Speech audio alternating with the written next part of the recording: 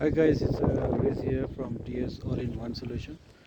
So we are here by West in Joburg. So we're gonna put the solar panel here on the roof.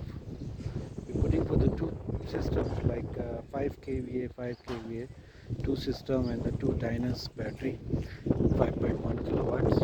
And it's a 12 panel. So each system we are putting for the 6 panels.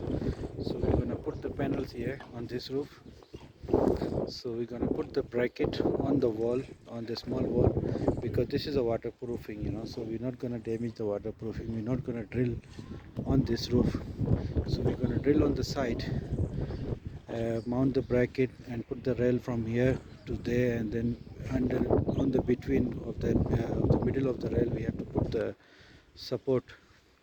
You see, like this how the keys are fitting it. So we're gonna do something like that.